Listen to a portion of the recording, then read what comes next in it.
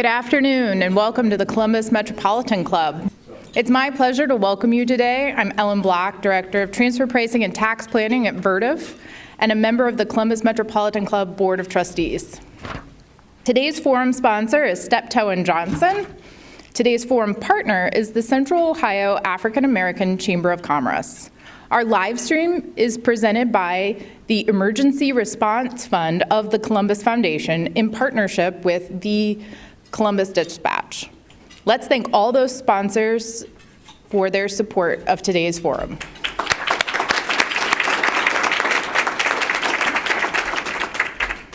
Today's forum, America's Small Business Incubation Rate and What Ohio is Doing Right, will explore what the future holds for small business entrepreneurs in Central Ohio, and we'll unpack what the region is doing to help entrepreneurs and small businesses start, grow, and thrive. Please welcome today's speakers.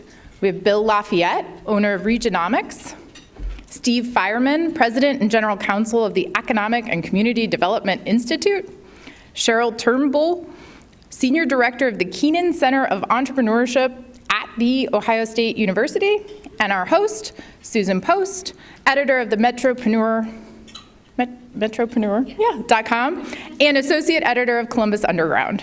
You can learn more about today's speakers in your forum flyer. Susan, we look forward to today's conversation.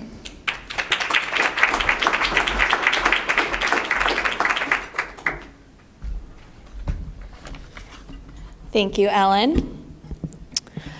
According to the statistics, America's small business creation rate has been dropping for decades, with business closures even surpassing business births. However, many in Central Ohio see and feel a sentiment that's quite different, that small business creation is thriving.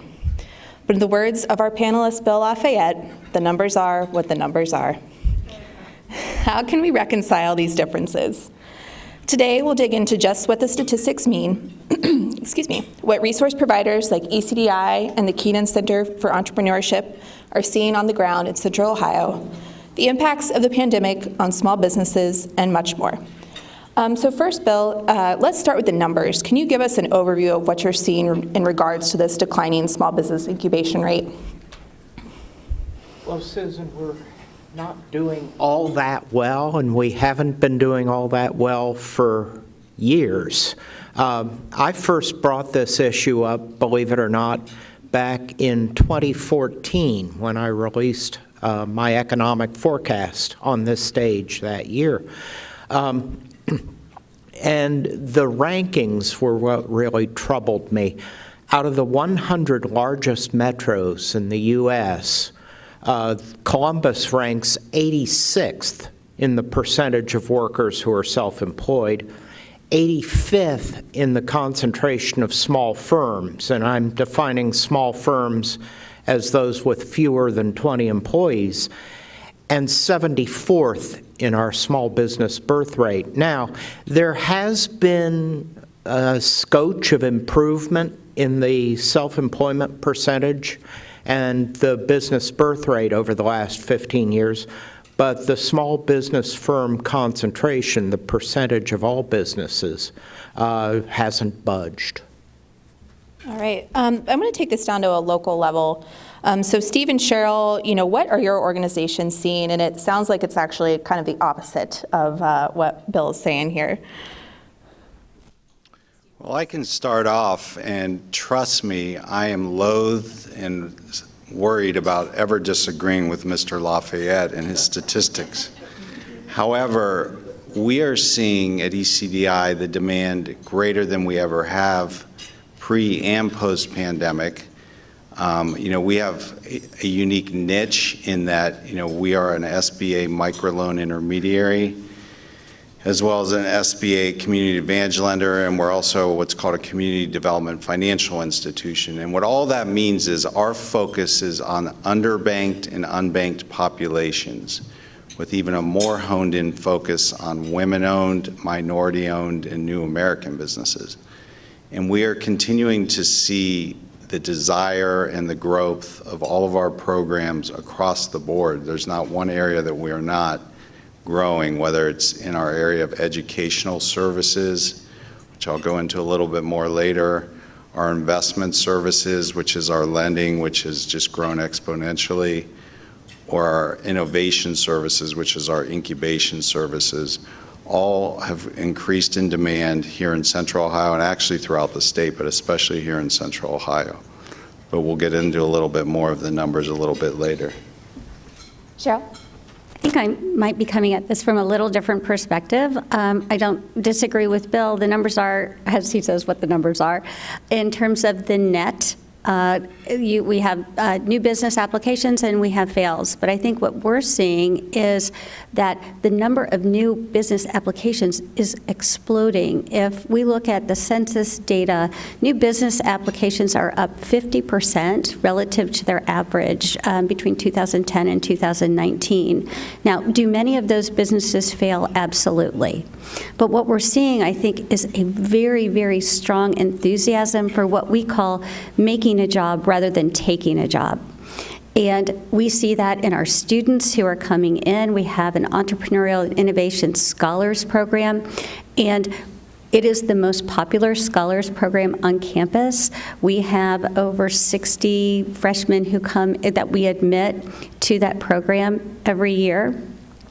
We see an enormous, I think, culture change going on at Ohio State among our faculty in terms of creating businesses out of university-owned IP. I can tell you that when I first started at Ohio State in January of 2013, we had 12 active startup companies. Today we have over 105. And now we created 150 over the time period, so there is a failure rate. But that is because more and more people are trying to bring these technologies to market through what I would call the more entrepreneurial efforts, through the formation of a startup company and the application of private capital. And we're going to touch on some of the things that Steve and Cheryl both said in some upcoming questions. But I want to kind of go back to the why behind sort of these opposing things that we're seeing. So first, Bill, can you shed some light on some of the factors behind these trends and, why there's been this decline? Well, first of all, what I just heard is very encouraging, very exciting.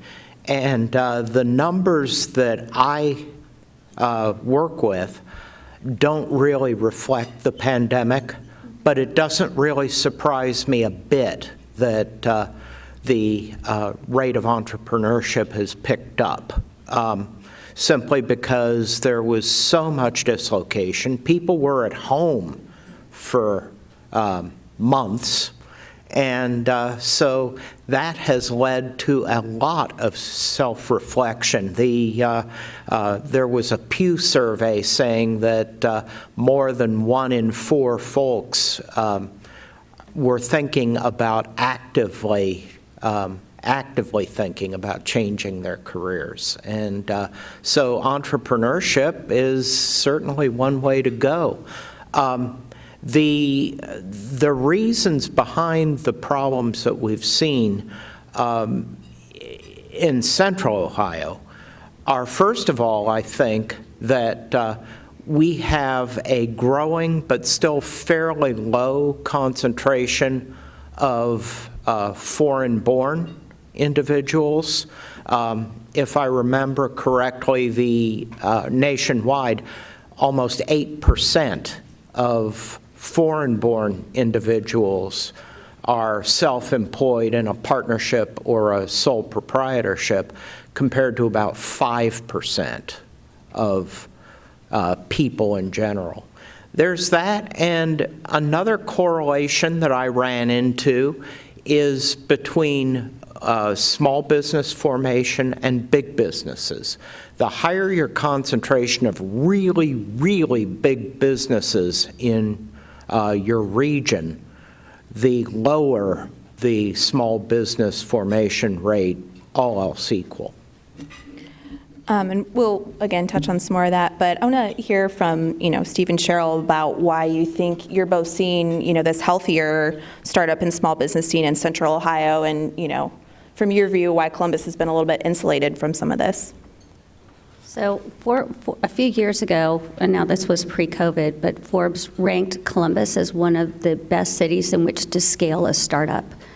And I think that has a lot to do with the ecosystem that's been developed within Columbus. We have some incredible partners, and the Columbus Partnership has been amazing in helping foster an economic environment that supports new business formation.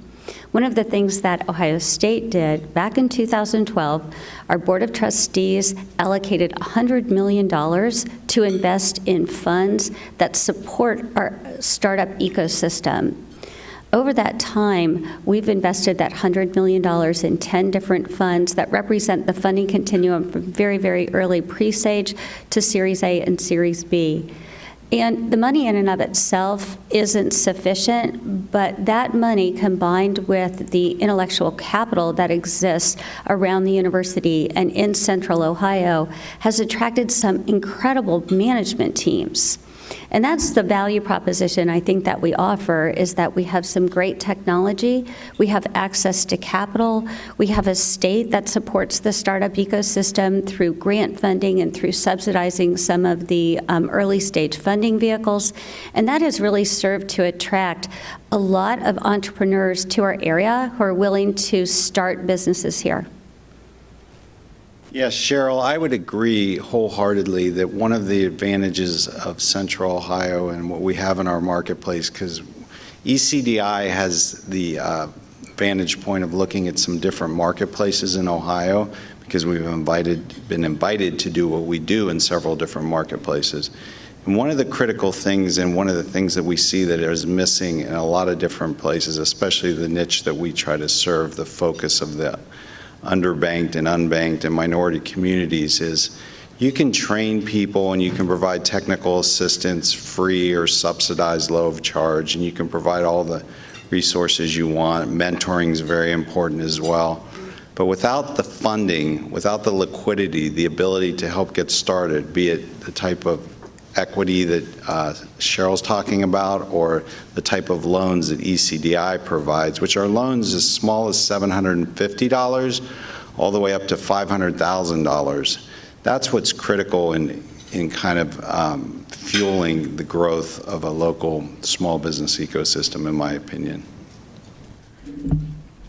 Something I think Bill and Steve have both mentioned, according to a study from the Small Business Administration, the business ownership rate and business formation rate are both higher among immigrants than non-immigrants. And a Brookings study also found that immigrants play an outsized role in U.S. high-growth entrepreneurship. Are we seeing this diversity in entrepreneurship in Central Ohio? And if not, what can we do to help build that up? I think we are. Insofar as the numbers go down to the local level, I think the diversity of business ownership is pretty good here. But we can certainly always do more. When I talk about the resources that are available to small businesses, I have to call them well-kept secrets, and we need to change that. When I was starting my business almost 12 years ago, just about my first stop was the Small Business Development Center to get some free counseling. And the only reason why I knew that even existed was that the SBDC shared office space with the Columbus Chamber, where I was working during my first few years there. And there are resources like ECDI, there are resources at the Columbus Library. Just the ability to go and research industries and companies at the Columbus Library is tremendous. And so that alone, I think, helps overcome the fear factor that all of us experience.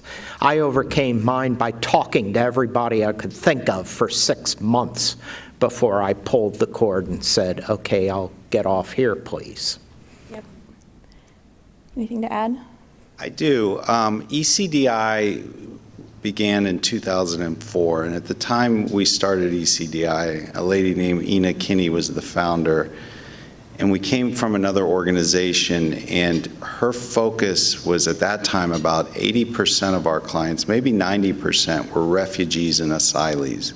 So our pedigree is one in which we started out serving and helping people, helping to educate people about our system of capitalism, and couple that with technical assistance and funding. But we did a lot of work in the Somali community and the Ethiopian community. And that's kind of how ECDI started, with really small loans up to $35,000. We carry that tradition forward today, although we help any kind of disenfranchised communities, but it's still about 25% of our fundings every year to help now even next generation Somali businesses, for instance. So that has been a critical part to our growth, and we hope that it will continue. And we know we're going to see an Afghani influx in the next couple years, and we welcome that. And we will, we will definitely be there to try to help them develop their businesses as well. I would say from a diversity perspective, we see that small business formation is very critical for folks who have been historically disadvantaged. When they hit a wall and can't get forward in the traditional business community, starting a business is a pretty compelling story. If we look, the women-owned businesses had experienced the largest increase over the past year of 13%. And if we look at all of women-owned business, 47% of women-owned businesses are owned by women of color. So these are amazing vehicles to advance economic development in our communities. But I say where I think that I see at our university where we fall short. So we have many students who come to Ohio State who are incredible researchers, great inventors. We'd love for them to stay on with our startup companies here in Ohio. And the visa limitations imposed on them really prevent that from happening. And if I were going to change something with regard to our foreign-born entrepreneurs, it would be to expand our student visas into the startup space. Great. One thing that I'm hearing from what Steve and Cheryl are saying that I'd like to underline is that starting a business can be a great way for somebody with barriers to employment, whether that's being a foreign refugee, a foreign immigrant, whether it's having arrests on your record, whether it's just having emotional challenges, mental challenges. Folks with barriers to traditional employment can start businesses that become very successful. That kind of leads into a great question. ECDI, you're talking about what you've historically done, but I know you just also started a social enterprise hub, which is, exactly what Bill is talking about, people with barriers to employment, starting their own businesses or providing, business opportunities for them. So can you tell us a little bit more about what ECDI is doing in that realm, and then, maybe expand on some of the other services you provide? Absolutely, thank you. Yeah, we're all about knocking down barriers to both employment and business ownership. So what Susan just mentioned, was a particular program which kind of falls under remember I talked about educate, invest, innovate. And innovate is our incubation programs. And so we have something that you might all have heard of that's been around for like 10 or 12 years called the Food Fort, which is a system of commercial kitchens that allow people at low expense, low risk to try out their food concept and try to grow their food concept, whether they're a caterer, a cheesecake maker, a coffee brewer, whatever they might be. And so we've had some companies coming out of that very successfully. We also have a food truck commissary where we feel like we kind of helped kick off the big boom in food trucks in Central Ohio, and to this day we have about 18 that kind of reside with us. But another area that we were always very concerned with and focused on, as mentioned earlier, are helping people that might have multiple barriers to employment or business ownership.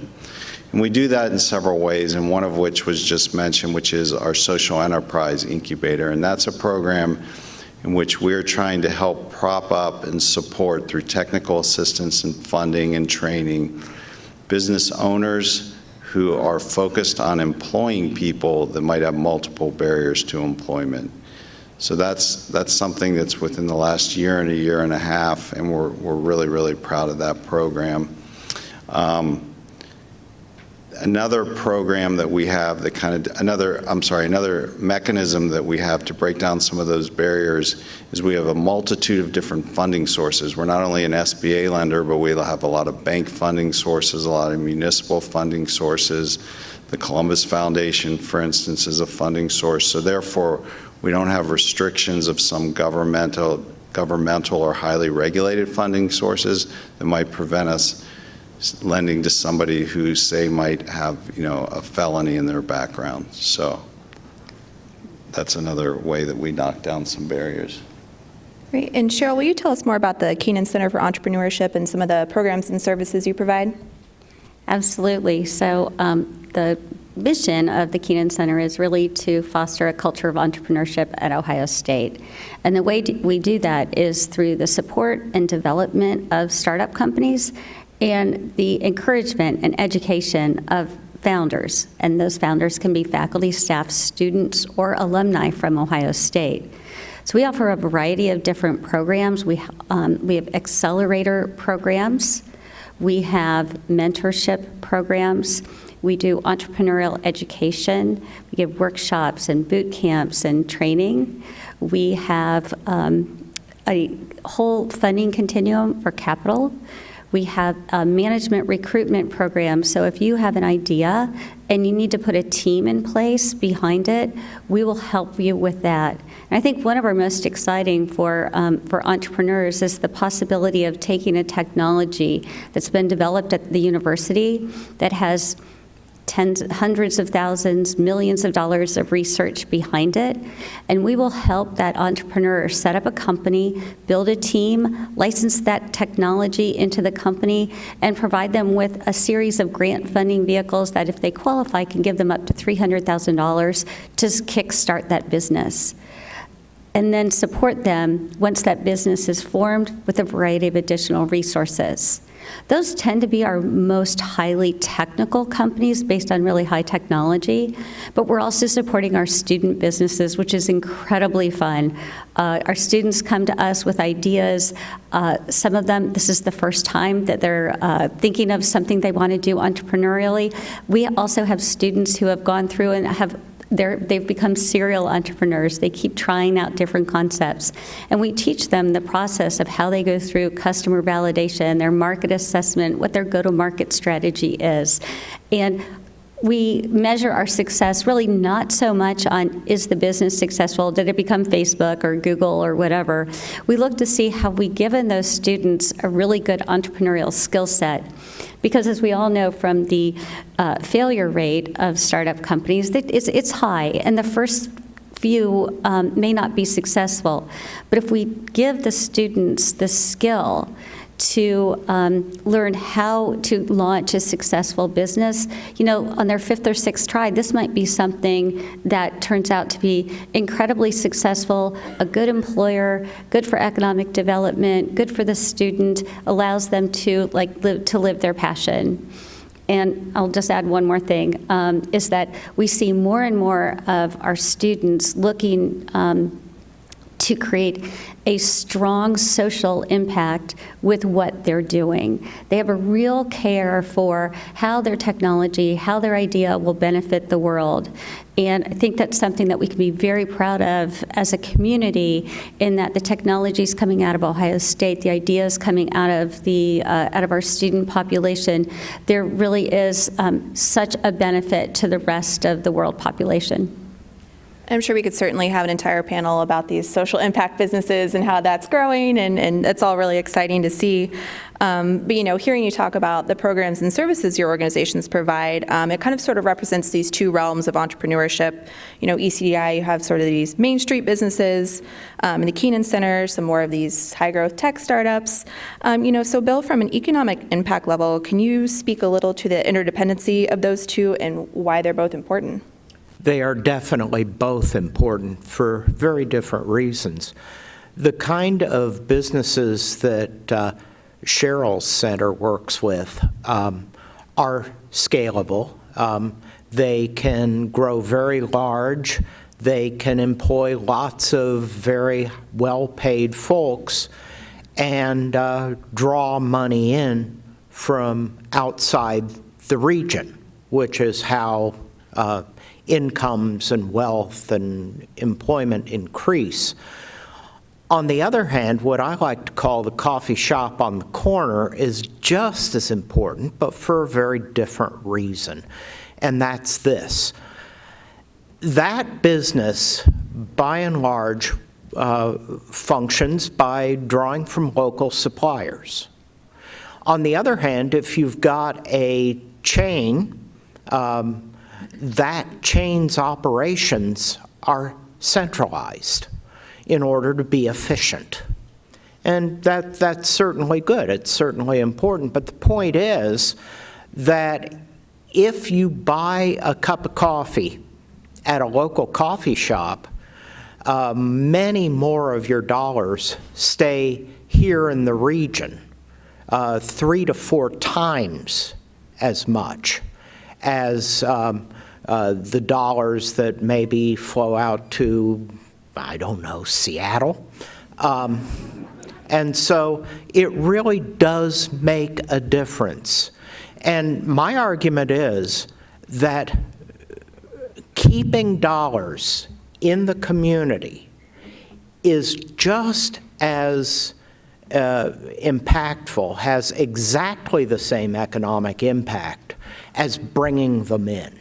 So you definitely need both. I'm going to add one more thing, which is I think the technology companies that are formed in Ohio and the larger companies that we've been able to attract to Ohio as a result of our technology expertise serve to create an infrastructure that I think benefits small business. We all saw when everyone stayed home during COVID, the coffee shops, the restaurants, the hair salons. I mean, all of these businesses were so negatively impacted because people weren't here and people weren't going out. I think the more vibrant our local economy, it really provides benefits to all. Yeah, that infrastructure, if you're thinking about technology, the infrastructure can benefit the large companies that are here, the headquarters, the manufacturing firms, and make it easier to attract new ones in. If you can point to these technology firms and say, look, we have the people, we have the technology that your business needs to grow and thrive. So I think that's a very compelling argument. And the other businesses serve to improve our quality of life, which is equally important. Steve? Another great example of that is, that's really near and dear to my heart, is a program we have at ECDI called Capital for Construction. And this is a program in which we're trying to help grow minority contractors. The city of Columbus has grown exponentially. The commercial real estate market is amazing. You see cranes everywhere, projects beginning, apartment buildings, mixed use, et cetera. But most of those projects are obviously won by big contractors and big primary contractors, which is great. But we also hear that there's a workforce problem in getting them to help them with their trades in the different trades and the smaller subs. And there's a misconnect there. And over the years, there's literally only been 2 or 3 large African-American owned contractors grow in our city despite the exponential growth. So we have a program where we try to help provide technical assistance and training and infrastructure for minority contractors who have proven that they have the skills to bid on jobs, but they just don't maybe have the financial wherewithal to wait to get paid, because the way the commercial construction industry works is you get on a job, you hire people, you buy materials, and then you get paid 120, 150 days later. So we also created a mobility loan product. So our goal is to enable us to connect these smaller minority contractors with the big folks in town, and so that they can continue to get on bigger and bigger jobs and have more jobs simultaneously. So when Bill talked about connecting, the big companies and the smaller companies, this is another example of where we're trying to do that. And I think it's successful, but it's a slow process because the minority contractor community has been so disenfranchised for so many years that it takes a while to build their capacity and infrastructure to run their businesses. But we're optimistic that we're on the right track. That's great. I think we've heard a lot of good examples about some of the things Columbus is doing well and some exciting programs. But now I kind of want to flip that and talk a little bit about what can we do better to further foster, small business development and growth. Well, I think just getting the word out that these resources are here, I think that would help. You have to understand that the biggest barrier to starting a small business, and I speak here autobiographically, is the fear factor.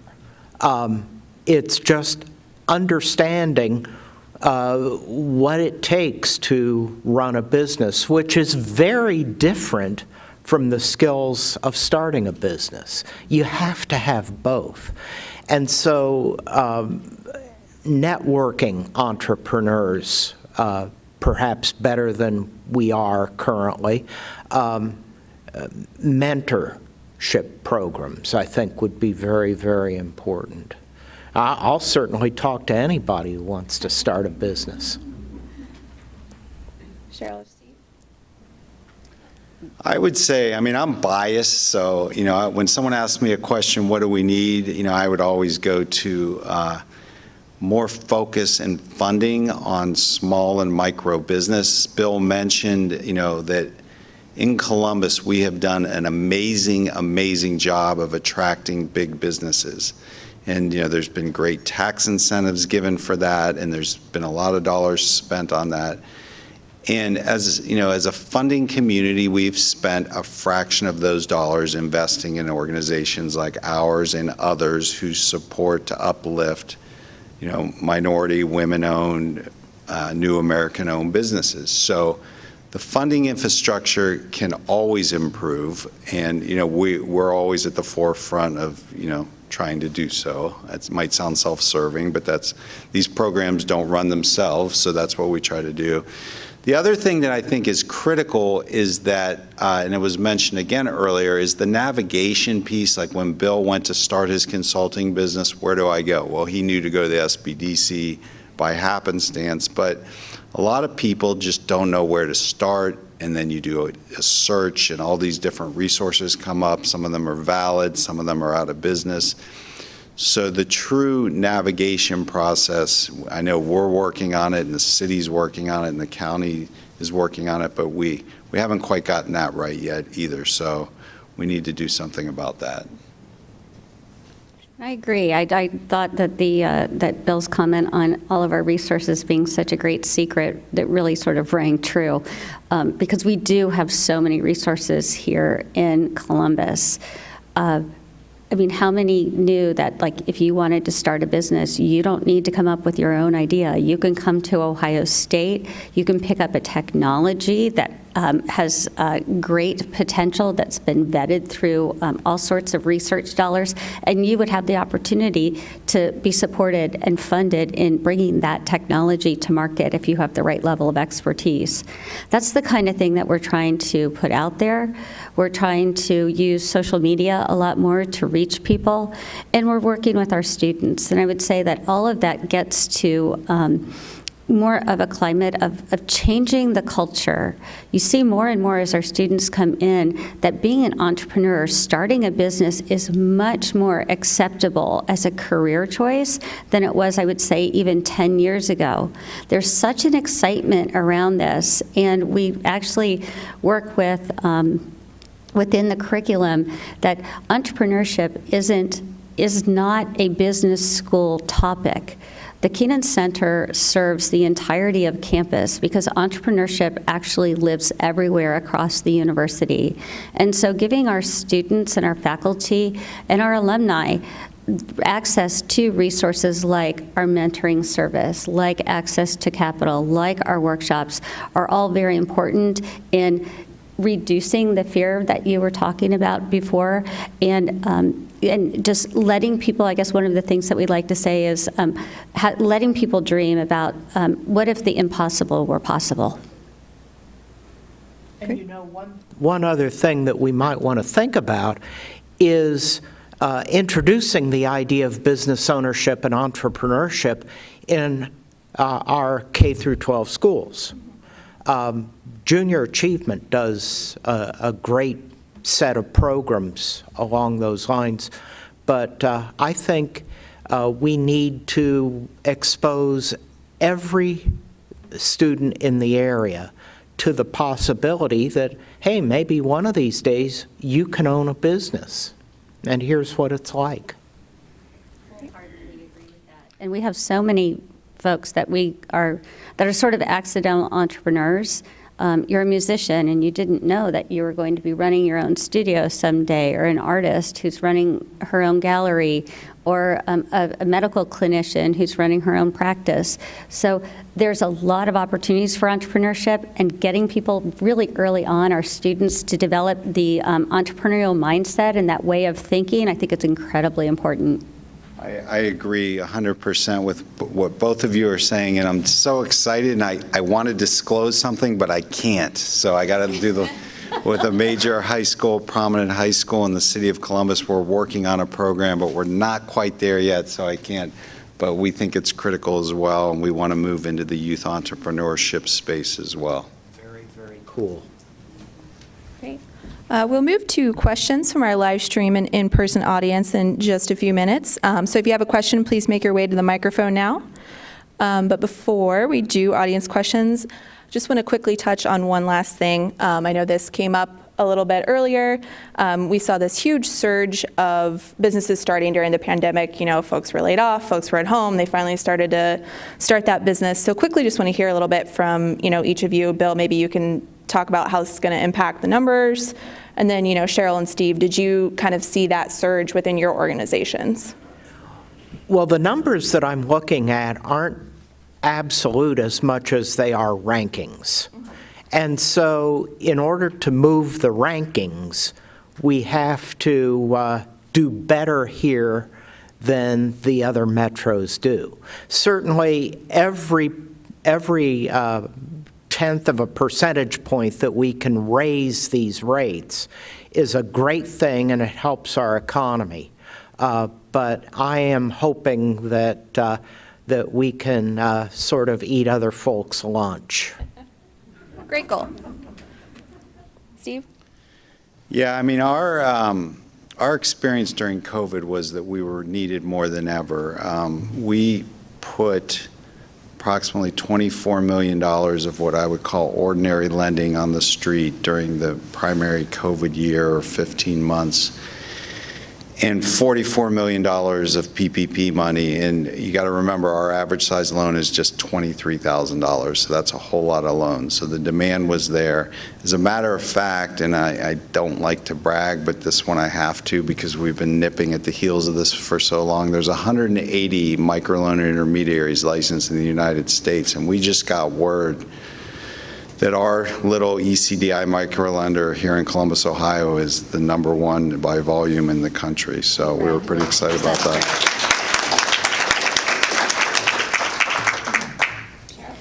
I don't think we saw a dramatic decrease or increase in our populations in new business formation over COVID. Our students and our faculty just kept doing what they'd always been doing. I would say where we probably felt the biggest impact, I guess there were two. There were some of our already formed portfolio companies that just took off because of COVID. So many of our because so many of our businesses are technology-based, COVID benefited them. On the other side of the equation, I would say that the PPP loans were incredibly important to many of our small businesses as well, that were impacted exactly the opposite, where they were doing, for example, trials within skilled nursing facilities. Well, that completely stopped during COVID. So having that sort of support to allow those businesses to live to fight another day was really important.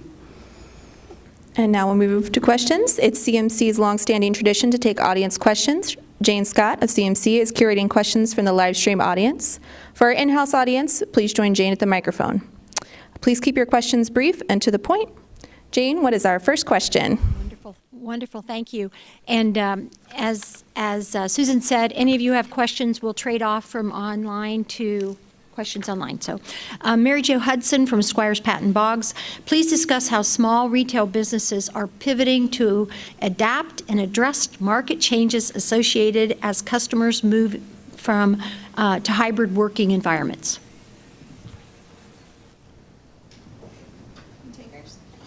Well, from our experience, and we do, our 5 main sectors are food, home health care, home daycare, construction, and retail. And retail we define very broadly. So in the businesses that we help, it's a whole range. Some are really sophisticated in pivoting and having online engines and doing a lot of their sales online and having fulfillment just like you would expect of a larger retailer. Some of them don't even have very good access to broadband, so we've had to help them totally pivot their business models in other dramatic ways. Our food-oriented businesses have done a lot of home food prep and obviously food delivery. That's one that's been very, very common. But it's really all over the board, but we have seen a tremendous amount of resilience in pivoting among our portfolio, that's for sure. Great. Go ahead to the next question. It's a great presentation. Really glad to hear all three of you. I'm Bill Wayhoff with Steptoe & Johnson, PLC, here in Columbus. And I was wondering, I know Jobs Ohio is oriented toward, bringing in jobs from out of state and whatnot, but what role, if any, can Jobs Ohio play in funding the missions that you have and assisting in funding those missions? Thank you. So the university works with Jobs Ohio on a number of different fronts. So as we develop, as our expertise, I would say, becomes more known, for example, our gene and cell therapy expertise between Ohio State and Nationwide Children's Hospital has attracted a lot of attention because of the spin-outs that have done so well. Then the ability to attract large companies to come in, and rather than after they make an acquisition, rather than taking that business and moving it outside of Columbus, having Columbus be another hub or another headquarters. And Jobs Ohio has been a really good partner in that effort. And real quick, from the ECDI perspective, we are still looking for ways to work with Jobs Ohio, but one of the sister agencies, formerly Development Services, now Department of Development again, had funded ECDI at the beginning of the pandemic, a $10 million loan fund, incredibly low interest to us, that we loaned to MBAC and other minority-owned companies at 2%. So that's been a great contribution from the state of Ohio. And we cannot forget the federal resources that are available, the Small Business Administration and the Small Business Development Centers, which are federally funded. So I could go in and get free counseling. Anybody can go in and get free counseling. So those resources exist too. Great. So this question is from Hugo Trucks. Along the same line, how is the shortage of employees going to affect startups? Well, it's not good, and we're hearing that. You know, we have a lot of restaurants and food service businesses, as I mentioned, food trucks, retail in our portfolio, and it's difficult. You have to pay people more and more. So it's lifestyle, creativity in terms of what, you know, we're trying to coach our businesses to offer to their would-be employees, but it's a really difficult conundrum right now.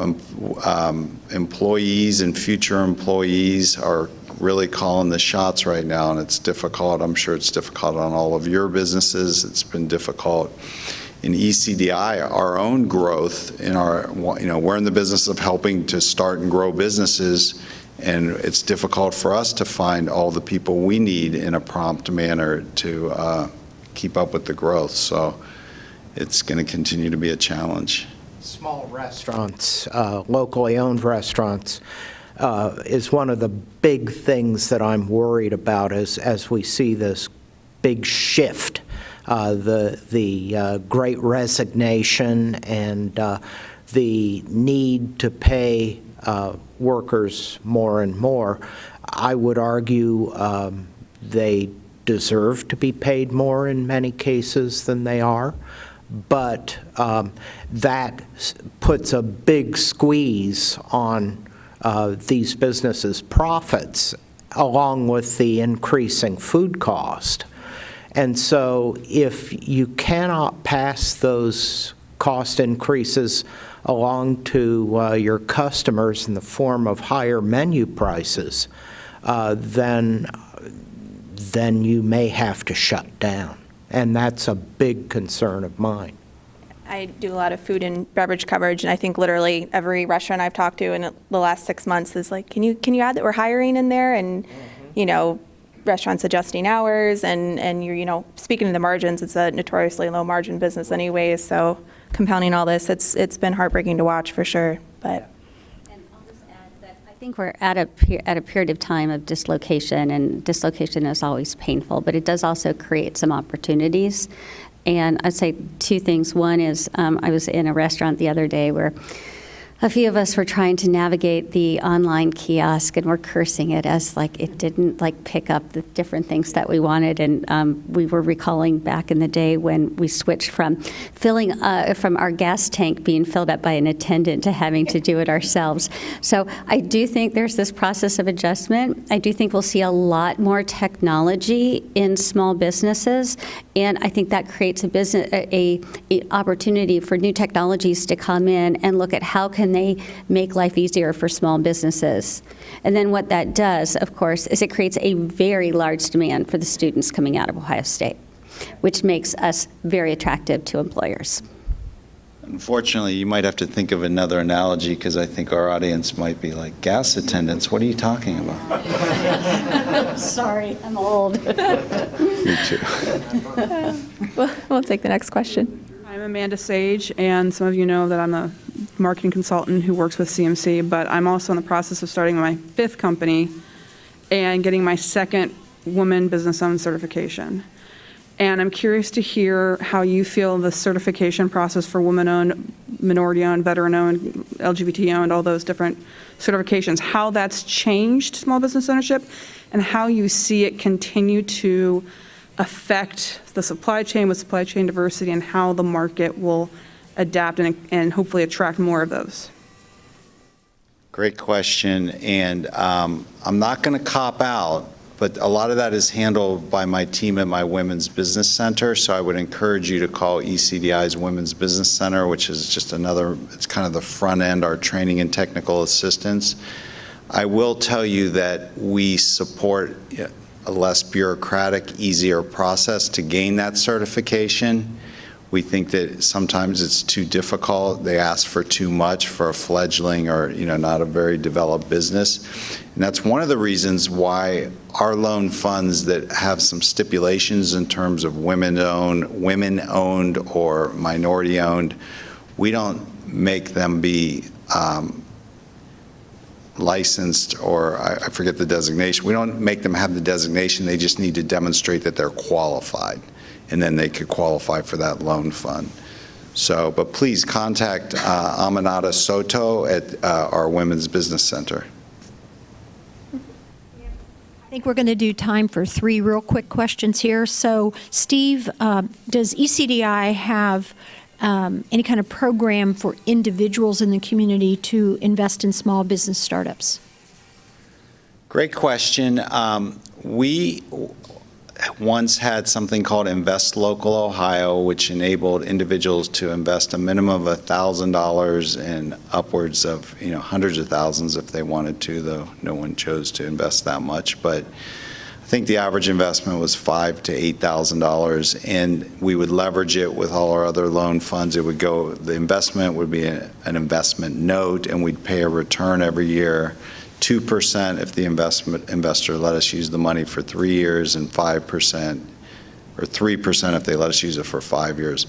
Right now, we're in between filings, so that is not available right now, but we are working on doing a new filing. Hi there, my name is Stephanie Hanna. I'm an attorney and an entrepreneur, and my question for you is, what would you say are the top 1 or 2 characteristics or personality traits of entrepreneurs that make it versus those that don't? Okay, I'll try this. Absolutely hard-headed persistence, which means that I think this has to be, entrepreneurship is, when you choose what you're heading for, it has to be something that you're passionate about, because you're going to hit a lot of bumps on the road. I mean, this is, that old saying of it takes, like 20 years to become an overnight success, that rings very true. So you need to be very, very persistent. I would say that would be one of the top qualities. Yeah, and I would say the persistence and tenacity is probably 1 or 1A. The other thing is, I would say you need to know how to block out the noise, know who to listen to and who to ignore. And sometimes that could be the same person depending on the day. But you as the entrepreneur have to, kind of really develop that skill, because you have to so believe in what you're trying to accomplish. I would say probably it's knowing when and being able to ask for help. Yeah, that's a great one. The last one I'd say is, once the money starts coming in, cash flow is king. Know how to manage your cash flow. Yeah. Have a cushion. And I'm going to throw in one more, which might sound a little odd, but it's empathy. Your business is solving a problem for someone. You need to know and understand your customer.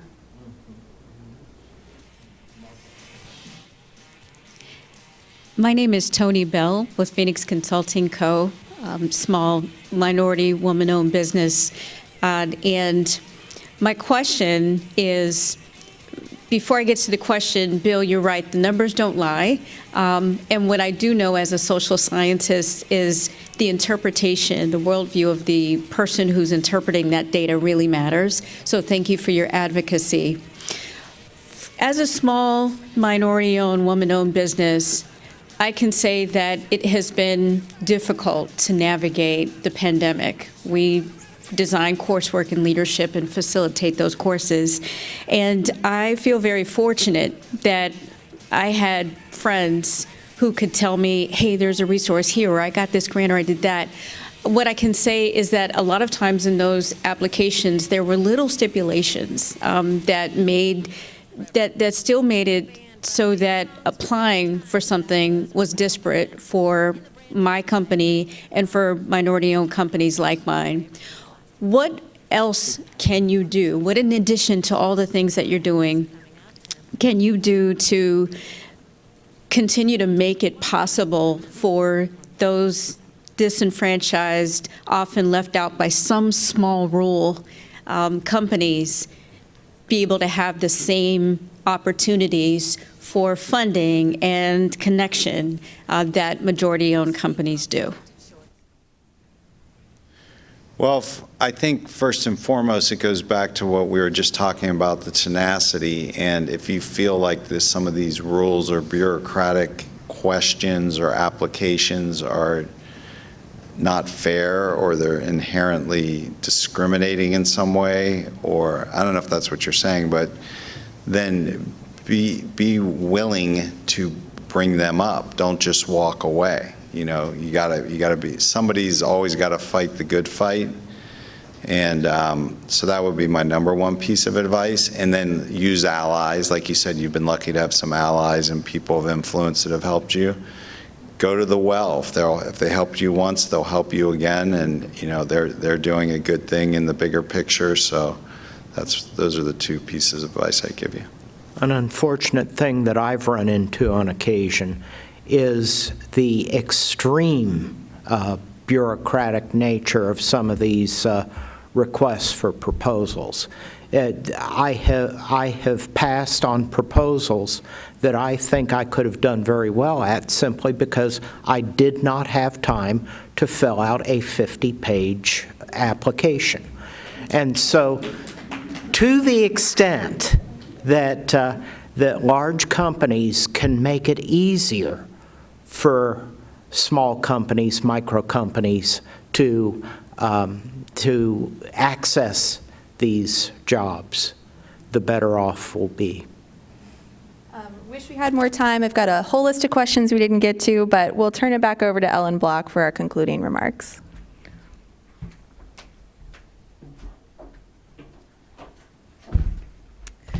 So I hope you all found today's forum as interesting as I did. Having grown up in a small family business, I think it's really exciting to hear about the resources and support that our community is offering entrepreneurs.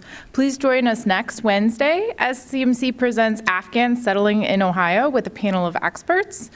Thank you again to our online virtual seat patrons and to the Columbus Dispatch for supporting today's forum. Thank you to today's sponsor, Steptoe & Johnson, today's partner, the Central Ohio African American Chamber of Commerce. Thank you to the Emergency Response Fund of the Columbus Foundation for presenting our live stream in partnership with the Columbus Dispatch. And a special appreciation to today's speakers, Bill, Steve, Cheryl, and our host, Susan. And thank you all for joining us. All the thanks, right? We're so appreciative. We could not do this without you. We look forward to seeing you next Wednesday as the Columbus Metropolitan Club presents another community conversation. Thank you so much.